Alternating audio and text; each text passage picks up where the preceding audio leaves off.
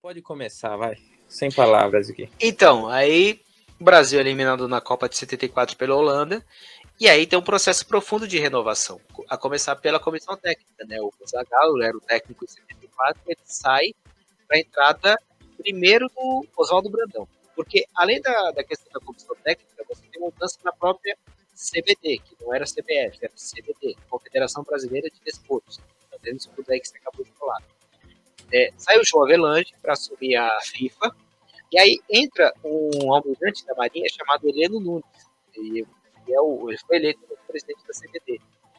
E a primeira coisa que ele faz é botar ordem na casa e tirar a comissão de 74, né? Porque ele culpava a comissão técnica pelo fracasso na Alemanha.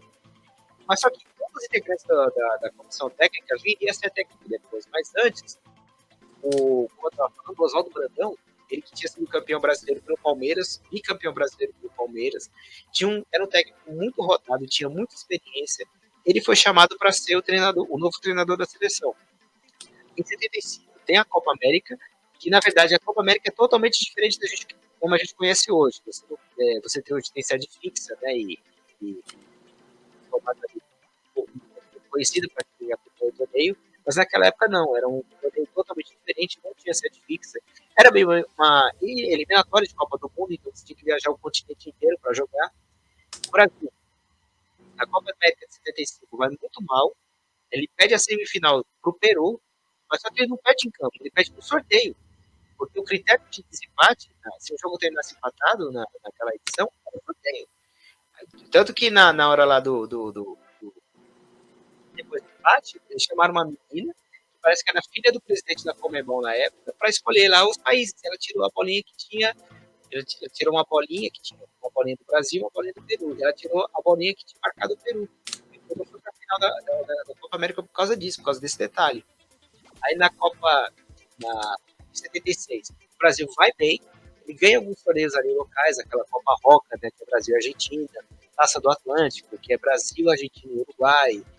E o auge daquele ano foi o bicentenário da independência dos Estados Unidos, que era um torneio que era Brasil, Estados Unidos, se eu não me engano, Inglaterra e Itália. Era um torneio assim considerável, né, com seleções fortes, e o Brasil consegue ganhar aquele torneio. Né? Então o trabalho do Brandão vinha tranquilo, assim, de forma tranquila, né? Não tinha tanto questionamento assim. Até que chegou o ano de 77. 77 o Brasil ele joga alguns amistosos, ele começa a jogar as eliminatórias para a Copa do Mundo 78. E aí, a primeira partida, a partida de estreia do Brasil é contra a Colômbia, só que lá na Colômbia. E o Brasil empata com a Colômbia em 0-0. E aí o Brandão, se eu não me engano, naquele jogo mesmo, ele resolve escalar dois jogadores do Corinthians. O Givanildo, que é o Givanildo Oliveira, o técnico que a gente conhece hoje, que treinou vários times do Nordeste, e o Vladimir, que eram jogadores de defesa. E apoiando, a imprensa, principalmente a imprensa do Rio de Janeiro, captou que o Brandão estava dando muito incentivo aos jogadores mais jovens, né? Vai lá, vai garoto, vai sim, tal. E aí isso foi um mal-estar entre a imprensa, principalmente carioca, com o Brandão. E aí o Brasil vai tomando aquele jogo que o Brandão ele resolve pedir demissão no voo de volta do Brasil. Então, tinha esse problema, né? E tanto que meses depois o Brandão ele vai ser campeão paulista com o Corinthians. Ele tira o Corinthians da fila do campeonato paulista. Depois de 23 anos, ele o técnico. E coincidência ou não, em 1954, no início do tabu, quem era o técnico do Corinthians também era o Brandão. Bom, o Brandão sai da seleção brasileira e aí eles não tinham assim, a quem chamar. Tinha muitos bons homens já naquela época mesmo, mas aí eles resolvem a CBD procurar uma solução caseira. E quem que eles chamam? O Cláudio Coutinho. O Cláudio Coutinho foi preparador físico da Copa de 70, ele tinha sido auxiliar, se eu não me engano, na Copa de 74. Eles resolvem dar uma chance a ele, uma oportunidade a ele. Eles queriam dar uma chance a uma pessoa totalmente desconhecida para treinar a seleção brasileira. Você quer falar alguma coisa, Léo? Não. Tá. E aí o Coutinho, ele começa os trabalhos dele, e aí é um cara totalmente diferente, porque enquanto o Brasil tinha aquela coisa do jogo bonito, né, do jogo mais moleque, mais solto, né, um futebol totalmente com a nossa identidade, o Coutinho ele resolve colocar algumas inovações que, principalmente para a imprensa, de novo, a imprensa, a imprensa ela pega muito mal, né? Porque são inovações que você não via no futebol brasileiro naquela época, né? Tanto que tem alguns termos dele que muita gente tirava sarro na época, né? Que era o overlapping, né? Era uma bola que parece que você lançava para frente, o lateral lançava uma bola por ponta, e aí o lateral tinha que correr para segurar o ponta, e assim, uma coisa meio maluca. E tinha também a questão do ponto futuro, né? Que era uma bola que parece que o meio de campo ele jogava para a parte da frente para o meio, pro ponta lá resolver. Então tinha algumas inovações que muita gente não entendia naquela época, mas que já tinha, assim, alguma coisa que a gente vê hoje nos times europeus, mas que para aquela época era muito estranho. Então o Coutinho naquela, já, assim, as portas da Copa do Mundo já tinha essa série de críticas por conta dessa forma inovadora de treinar a seleção, né? E tanto que na Copa do Mundo, o Brasil vai muito mal no começo, né? Você pode falar aí rapidinho os resultados? Brasil primeiro contra a Suécia, 1-1. Isso. Depois pegou a Espanha, empatou 0-0. Isso. E depois a Áustria, que foi obrigada a ganhar, né? Isso, de 1-0. Eu acho que estava forte, ganhando de 1-0. Então, assim, a primeira fase do Brasil foi bem pífia, né? Bem pífia. Então, bom, vamos focar primeiro nesses dois primeiros jogos. Tem o jogo contra a Suécia, né? Que a Suécia abre o placar com aquele jogador que a gente falou agora, dos suecos lá. E aí, o Brasil tava um sufoco danado para fazer o gol. Tanto que quem faz o gol do Brasil é o Reinaldo, que você não colou, mas ele tá no álbum também, né? O Reinaldo não colei ainda para deixar falar dele aqui. Né? Exatamente, o Reinaldo que tá tá no álbum e que fez o primeiro gol do Brasil naquela Copa. E tanto que depois daquele gol contra a Suécia, ele faz aquele gesto, né, de punho erguido, que ele fazia sempre, e que meio que pegou mal com os militares que governavam o Brasil naquela época, enfim, outra história. Principalmente o dirigente da CBD, né, o presidente da CBD, que era um almirante. Então tinha já um certo pé atrás em relação a ele, com parte dos dirigentes. E aí, tem aquele polêmico lance no fim do jogo, o Nelinho, ele vai cobrar o escanteio. Exatamente, esse cidadão ele jogava um absurdo. E aí, o Nelinho cobra o escanteio. O Nelinho cobra o escanteio, o Zico cabeceia e faz o gol. Só que tem um problema. O juiz daquela partida, que era um galês chamado Clive Thomas, ele apita o final do jogo. E aí muita gente pensou, não, o juiz apitou o final do jogo quando a bola estava atravessando quando o Nelinho bateu o escanteio, a bola estava atravessando, ele apitou o fim do jogo. Mas não.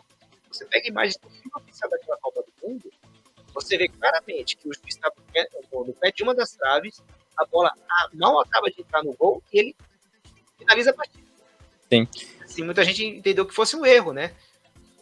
A princípio, eu acho que pra galera, na hora ali, eu acho que entenderam que foi gol e apitou o final do jogo, né? Aham. Porque sim, o Nelinho batia forte pra caramba, né? Nelinho e Dirceu, né? Exatamente. Então o Nelinho, ele não bate o escanteio, ele chuta forte. Sim, e o Zico se antecipa, então eles fizeram a contagem lá, dá 2 segundos a cobrança. Mas 2 segundos não dá nem tempo do juiz levar o apito pra boca. Exatamente. E na hora que a bola tá dentro, ele apita. Então, isso foi no último lance. E é engraçado também que se você vê o lance no final lá, por exemplo, assim, ó, é escanteio, 43 minutos do segundo tempo, escanteio, 43,5 ali. O Nelinho pega a bola, vai lá, ele vai cobrar, o bandeirinha para e fala que tá na posição errada. Aí ele vai lá, troca a bola. Ele vai cobrar o bandeirinha. Não, espera aí que tá errado aqui a bola. O bandeirinha fica enrolando ele lá.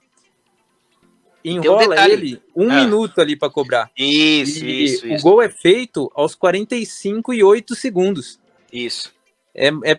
Cara, ele enrolou ali para dar os 45, bateu, fez o gol e apitou. Hein? E você não sabe da pior, Léo. Esse juiz que encerrou o jogo dessa maneira tão polêmica... Nunca mais apitou. Não, nunca mais apitou, mas em que o Nelinho tá se preparando para cobrar o escanteio, ele vai encostado ao goleiro da Suécia. E eles trocam alguma coisa ali, algum diálogo ali que ninguém sabe o que se passou naquele momento. O goleiro da Suécia falou que não, eu falei com ele que assim, quanto tempo faltava para o jogo acabar e tal. Não foi nada demais, é uma coisa bem protocolar. Mas assim, o cara chega do lado do goleiro da adversário e tão próximo, sabe? E dialogando com ele, você fica tudo atrás, né? Você não sabe o que estão falando de fato, né? Então, esse fato a mais deixa essa imagem para esse tipo de questionamento. Poxa, será que foi gol? Não foi mesmo? Assim, será que o juiz, na verdade, será que o juiz acertou ou não em ter finalizado o gol? Tanto que a cena que resume esse jogo foi essa capa aqui da revista Manchete Esportiva. Ó. O juiz está pintando e o desesperado, sabe, com a bola, sabe, depois de ter feito o gol. E essa imagem é ótima, porque eu sempre achei, desde moleque, eu tenho essa revista há muito tempo já, desde moleque eu sempre vi essa imagem, poxa, o Zico tá machucado, com a cara meio triste e tal, não sabia exatamente o porquê do Zico tá assim, mas quando você descobre a história mais na ponta, você fala, realmente, essa cara que ele faz aqui tem tudo a ver. E isso mudaria toda a história dessa Copa de 78, porque o Brasil classificaria em primeiro e cairia do outro lado, não do lado da Argentina, cairia no outro grupo, embora que o outro grupo fosse talvez mais difícil até, né? Sim. Mas independente, já não teria essa sacanagem. O Brasil jogou bem pra caramba, né? A primeira fase foi pífia pelos resultados, né? Empatou Sim. Os 2 primeiros jogos, com a Suécia, que não era para ter empatado, seria ali, teoricamente, a seleção mais fraca do grupo. Depois empatou com a Áustria, empatou com a Espanha, né? 0-0, e um jogo feio pra caramba. Nossa, horroroso. E depois ganhou da Áustria, que era a grande favorita aí. A grande favorita não, era a seleção a ser batida aí do grupo, né? Isso. O Brasil bateria de frente. Sim, e no jogo contra a Espanha, cara, a imprensa também pegou no pé do Coutinho, porque, por exemplo, ele colocou o Jorge Mendonça para aquecer 20 minutos. 20 minutos do jogo. E ele colocou o Jorge Mendonça, que não tá no álbum, numa função que não era dele. Ele tirou um jogador da função correta dele para colocar o Jorge Mendonça. A imprensa pegou no pé do Coutinho em relação a isso. E além desse fato, também tem a questão do gol da Espanha, que foi muito perdido, né? Que se fosse o Amaral que tá no álbum aí, né? Que tá do lado do Luiz Pereira, que não foi pra Copa do Mundo, se não fosse a atitude dele de ter salvado em cima da linha, nossa, a história seria bem diferente. Tanto que a imprensa pegava no pé dele, que tem essa capa aqui da revista Veja. O Coutinho era tão criticado que ele saiu não na placar, né, em revista de esportes, ele saiu na capa da revista Veja, que era uma revista de assuntos mais semanais, né? E a matéria aqui, cara, se você ler, é inacreditável como eles criticam assim muito pesadamente o Coutinho. Não só o Coutinho, mas assim, os dirigentes da CBD. E assim, em 78, o Brasil estava começando a sair do processo assim, do período mais grave do regime militar. Então, a crítica que a Veja faz dos militares que comandavam a CBD é uma coisa muito pesada, cara. Sobrou até mesmo pro Campeonato Brasileiro, que o Heleno Nunes, quando entra na CBD, ele faz uma bagunça no Campeonato Brasileiro, porque antes, o Campeonato Brasileiro, como a gente conhece hoje, polêmicas à parte, começa em 71, né, e aí, ao longo dos anos, a CBD começa a inchar o Campeonato Brasileiro com muitos clubes, alguns clubes assim inexpressivos, mas assim, mais para ganhar política, né? Porque você tem que lembrar que naquela época você tinha 2 partidos políticos só no Brasil. Você tinha a Arena, que era o partido do governo, e o MDB, que é o partido da oposição. E para agradar o pessoal da Arena, e o Heleno Nunes era dirigente da Arena, ele era filiado à Arena, ele resolve agradar esses caciques da Arena, sei lá, no Nordeste, no Sul, em lugares assim muito distantes do Brasil, porque assim, eu entendia que se você colocando um time a mais no Campeonato Brasileiro, você ia ganhar votos na próxima eleição, você ia agradar o povo daquela cidade e você ganharia votos naquela eleição. Tanto que no Campeonato de 78, que o Guarani ganhou, o Campeonato de 78 que foi depois da Copa do Mundo, você tem mais de 80 clubes. E no ano seguinte, 79, você tem 94 jogando no Campeonato Brasileiro. Então sobrou até mesmo para o campeonato, a estrutura do futebol brasileiro naquela época, nessa matéria aqui dessa capa da Veja. Então eles pegavam muito pesado mesmo, cara. O Coutinho não teve sossego nessa primeira fase. Aí, tem o jogo contra a Áustria. E coincidência ou não, o Heleno Nunes, ele era vascaíno. E aí, dizem que o Heleno Nunes meio que interferiu pro Roberto ser escalado. E quem que faz o gol do Brasil contra a Áustria? Ele mesmo, Roberto Dinamite. Que nos deixou recentemente, né, infelizmente. Sim. E aí foi uma tremenda coincidência, se não fosse também por causa de um golzinho, assim, mal comparando com 74, que 74 a última parte e foi 3-0 no Brasil e Zaire. Né? Mas se não fosse por causa de um golzinho, a gente... Bom, a história seria completamente diferente. Isso salvou a pele do Coutinho, né? Principalmente do Coutinho, que estava, nossa, muito criticado naquela... E também ele dava uma de professor Pardal, ele variava as escalações por jogo. Enfim, você vê as variações que ele dava, que dos 22 jogadores que foram para a Copa, 17 jogaram, sim, foram mesclados, apenas 4 jogaram os jogos completos. O Leão, sim, o Oscar, Amaral e o Batista. Apenas os sim. 4. O restante, tudo foi circulando. Praticamente jogou todo mundo. Rotativo. Foi muito rotativo. Não tinha a seleção que vai começar. A seleção é essa, a seleção brasileira. Não, todo jogo mesclava muito. Isso porque é o seguinte, Léo. Não, pode falar. Não, pode falar aí. Não, é o seguinte, ele convocou esses jogadores, ele deixou os jogadores assim, excelentes fora dessa Copa do Mundo. Você tem, por exemplo, o Falcão. O Falcão não joga essa Copa do Mundo. O Falcão tinha sido eleito o melhor jogador daquele campeonato brasileiro pela Placar. Ele ganha a bola de Placar. E ele é preterido e entra o Chicão que não tá nesse álbum. E também o Muricy. O Muricy, ele também era um grande jogador naquela época, mas ele mesmo fala que ele não foi para a Copa do Mundo, tive a ver entrevistas dele, dizendo que ele não foi por conta de lesão. Ele se machucou e aí entrou no lugar dele o Jorge Mendonça, por causa disso. E além do Falcão e do Muricy, o Serginho Chulapa. Mas o Serginho Chulapa a gente pode até dizer o porquê que ele foi para a Copa do Mundo. Tem uma justificativa muito plausível. No semifinal do Campeonato Brasileiro de 77, o São Paulo, eu posso até estar falando alguma besteira aqui, por favor, me corrija se eu estiver errado aqui. Ele joga contra o Operário de Campo Grande. O Operário de Campo Grande já chegou à semifinal de Campeonato Brasileiro. Uma coisa que hoje é impensável. E aí, num jogo, se eu não me engano, em Ribeirão Preto, o Serginho vai reclamar com bandeirinha. E aí ele reclamou tanto que ele deu uma canelada no bandeirinha. E o Serginho pegou 1 ano de suspensão. Tanto que o Serginho não vai jogar as partidas finais do São Paulo. O São Paulo foi o campeão brasileiro em 77, que terminou em 78. Terminou no começo de 78. E por causa dessa atitude irresponsável, destemperada, ele não foi para a Copa de 78. Mas, assim, são grandes jogadores. Outro também que não foi, Sócrates. O Sócrates, aqui pese ele ter só 23 anos na época, mas ele brilhava no Botafogo de Ribeirão. Foi muito bem em 77 no Campeonato Paulista. O Botafogo ganha o título do Campeonato de 77, que é o título que o Botafogo eles consideram muito. Então, tem essa questão dos jogadores que ele teve essa rotatividade e ele deixou peças boas de fora. Inclusive peças boas que estão no álbum, né? O Raul Plasma, por exemplo, que está aí na ponta. Né? O Raul Plasma, que era o goleiro do Cruzeiro, na época, depois foi para o Flamengo, ele não foi convocado. Foi o Carlos e foi também o Valdir Pérez, os dois outros goleiros do Brasil, ali do Leão, o titular mais que absoluto. E nesse álbum, além do Raul Plasma, tá de fora o Paulo César Caju, que acho que você falou, Paulo César Caju, que tá aí, que ele não foi pra Copa do Mundo. E dizem que ele não foi pra Copa do Mundo porque tinha alguns entreveros com o Coutinho não convocava ele, e o Caju não gostava do Coutinho, então, por causa desses entendimentos, ele não foi pra Copa do Mundo. E aí, além disso, tem o Zé Maria, que também não foi, do Cerezo, Zé Maria do Corinthians, que não foi porque estava machucado, né? O Luiz Pereira, como eu já falei, ele não foi liberado pelo Atlético de Madrid. Então, já naquela época, já no anos 70, você já começa a ter um processo de jogadores daqui já jogando em ligas de fora. Eu acho que é só isso mesmo.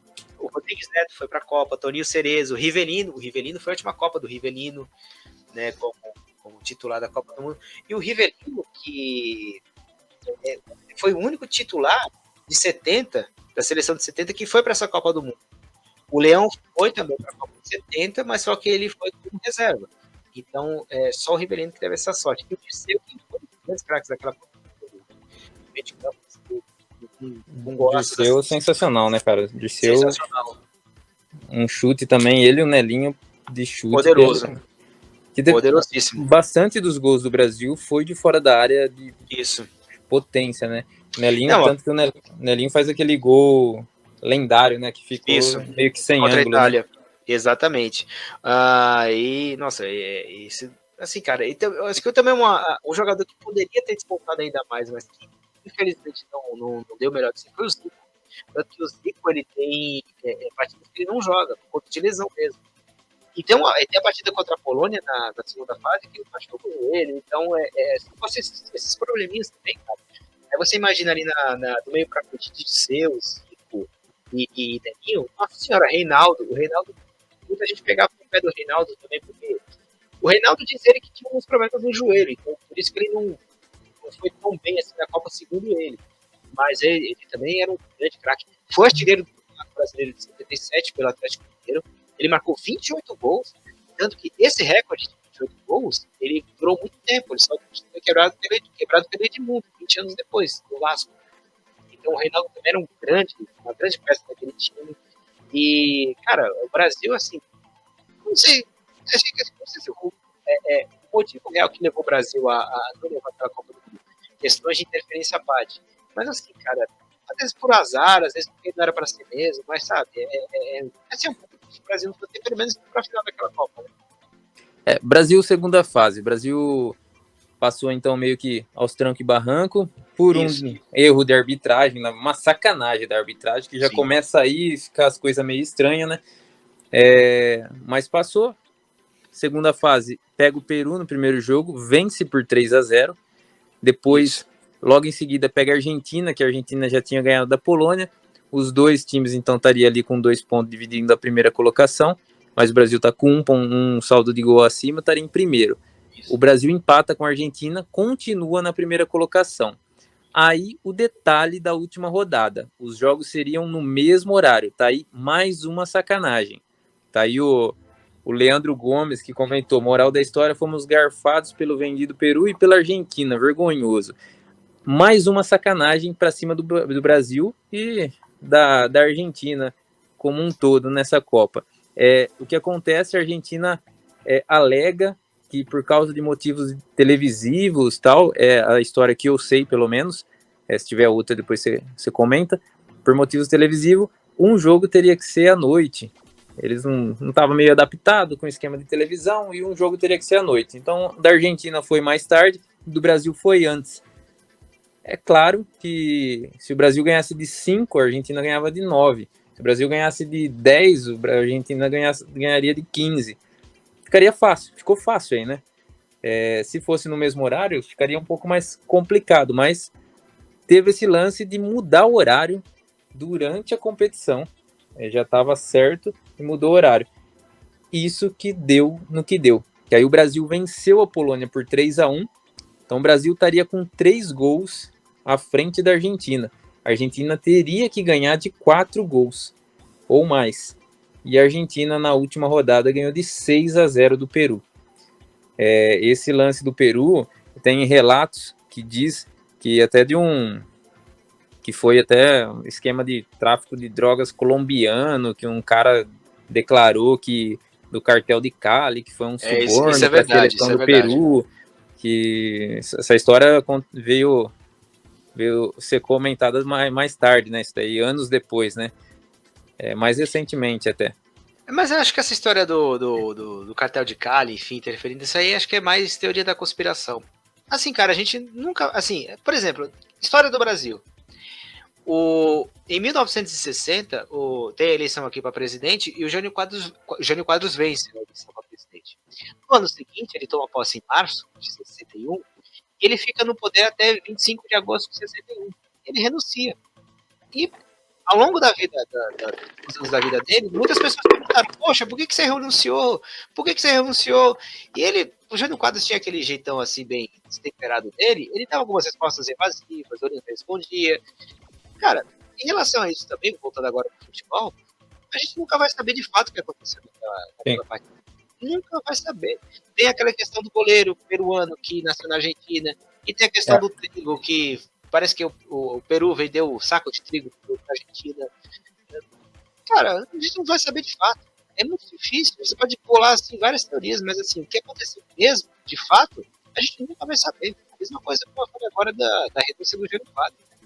O cara morreu e a gente não sabe o que aconteceu. E outro detalhe que a gente não comentou até agora, a gente comentou lá nos estádios lá. A Argentina jogou em Buenos Aires. Sim. E Rosário, acho que foi contra o Brasil só. Foi. E o Rosário é tipo 300, não, é pouquinho, né? 100 quilômetros, sei lá. Ao longo de tudo, e o Brasil não, o Brasil saiu daqui, foi para lá, foi para cá, vem para cá. Ao longo de toda a Copa, a Argentina percorreu 600 quilômetros, pouco mais de 600 quilômetros. Isso. E o Brasil, quase 5 mil quilômetros. Quase 5 mil. E isso, para uma competição de um mês, acaba desgastando um pouco mais, Isso. né? Então, na verdade, todas as outras seleções rodaram muito mais de 1.000 quilômetros, 2.000, 3.000, Brasil quase 5.000, e a Argentina foi a seleção que menos percorreu. Então, isso ajuda, né? Tá jogando em casa, fator casa, o desgaste, pô, você não precisa viajar, você vai sair dali, você vai relaxar no hotel e vai ficar de boa, só descansando.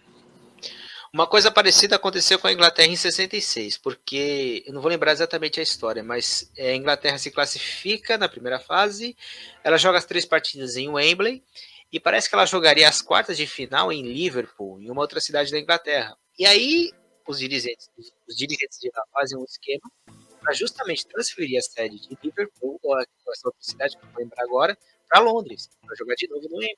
E assim a Inglaterra consegue jogar do início ao fim no mesmo estádio.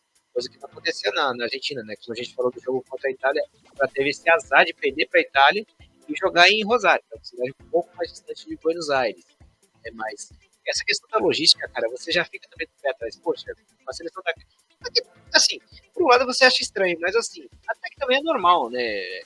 Com certeza em outras Copas do Mundo mais sede, se aproveitando do fato de jogar em casa para, enfim, a distância, jogar ou no mesmo estádio, ou na mesma cidade, ou uma cidade ali próxima, justamente para não ter esse desgaste físico, né? Porque é questão de prioridade, assim, o mais fraca que seja a seleção, a gente viu o Catar agora nessa última Copa, é uma questão de prioridade, uma seleção pelo menos ir bem numa Copa do Mundo em casa, né? Não fazer um vexame, assim, gigantesco, foi o Brasil em 2014, né? Mas é o mínimo que se espera de uma seleção anfitriã, né? E no jogo da Argentina contra o Peru, o primeiro tempo foi meio truncado, na verdade, né? Enquanto estava 0-0, e a Argentina ela vai fazer o primeiro gol, na verdade, aos 23, depois faz um aos 43, no finzinho. Vira o jogo 2-0. E aí, quando vira o jogo, logo no começo do jogo, acho que nos primeiros 5 minutos, já faz 2 gols. Aí fica aquela história também que, no intervalo, eles meio que... Foi lá que no intervalo que soltaram a grana e tal, porque é muito rápido, é um jogo truncado, que o Peru teve umas 3 boas chances ali, enquanto estava 0-0, depois acabou 2-0, jogo amarrado, volta o segundo tempo, dá 5 minutos, 4-0, aí já era, o Brasil estava desclassificado nesse 4-0, depois fez mais 2 ainda. E continuando, prosseguindo, o Brasil acaba classificando em segundo, ficando em segundo no grupo, que não tinha semifinal. Eu acho injusto essa forma, que fica muito um deslize, né? Pode acarretar ao final da Copa, mas enfim, na época era assim. E aí o Brasil foi disputar terceiro e quarto contra a Itália e venceu a Itália, que jogou muito na primeira fase, deu uma deslizada na segunda fase, mas classificou em terceiro, ficou em quarto e o Brasil venceu. Por isso, o Brasil fez uma campanha brilhante. Pela primeira vez na história, o Brasil saía da Copa invicto e não campeão. Sim. Depois isso volta a acontecer em 86, né? Isso, exatamente. E tem a questão aquela famosa frase do Coutinho, né? Que o Brasil ele foi o campeão moral. Campeão moral, Campeão moral. Que, assim, os jogadores daquela seleção não concordam, não. O Dinamite falou uma vez que não concordava com isso. Teve outro também, não sei se foi o Zico, foi o Nelinho. Eles não rejeitam essa ideia de campeão moral. Para eles, o que vale mesmo é ser campeão na bola, né? O que de fato. Campeão moral, ninguém vai lembrar do campeão moral. Exatamente. Mesmo. Se você for parar para pensar em relação a essa lógica de campeão invicto, o campeão brasileiro de 77 não foi o São Paulo, foi o Atlético Mineiro. Porque o Atlético Mineiro foi vice-campeão em 77, invicto, não perdeu nenhuma partida. Né? Se for por essa lógica também, o Atlético Mineiro pode ser campeão moral de campeonato campeão moral, não vale nada. Não vale nada. E uma coisa interessante também é que não tem registro nenhum de entrega de medalha ou alguma premiação para o terceiro colocado. Uma coisa, o Brasil não recebeu nada, né? Não tem, que eu vi aqui, não tem nenhum cadastro, nenhum registro de nada sobre isso. Até porque, cara, acho que independente de tudo isso aí, acho que não teria nem clima de você receber medalha também. Cara, terceiro lugar de Copa do Mundo, como diz aquele jornalista muito bom, o Vitor Sérgio Rodrigues, terceiro lugar de Copa do Mundo só serve para duas coisas. Um, aumentar o caixa da FIFA com venda de ingressos. E dois, aumentar a média de gol em torneio da FIFA. Não tem mais utilidade, não tem utilidade mais. Que graça tem também ganhar medalha de bronze lá? Então, acho que até a seleção mesmo brasileira não queria também receber, então. Sobre os jogadores, eu destaco nessa Copa, cara, Dirceu e Nelinho. Sim. Pra mim foram os craques. Pra mim foram os dois. Você é doido. É só. Assiste só, tipo, um resumo, assiste. Coloca no YouTube alguma coisa relacionada assim, gols da Copa de 78 do Brasil. O site da FIFA tem aquele FIFA Plus que eu acho excelente, que tem o filme oficial da Copa do Mundo na íntegra e tem também os gols. Então, quem quiser também acompanhar, pode acompanhar por lá também, é maravilhoso e tudo de graça. E esse foi mais um corte do nosso Tipo Podcast. Se você curtiu, na descrição aí tem o podcast na íntegra para você assistir ele inteirinho, beleza? Não deixe de se inscrever no canal, curta, compartilhe e ligue o sininho de notificações. Abraço e fui!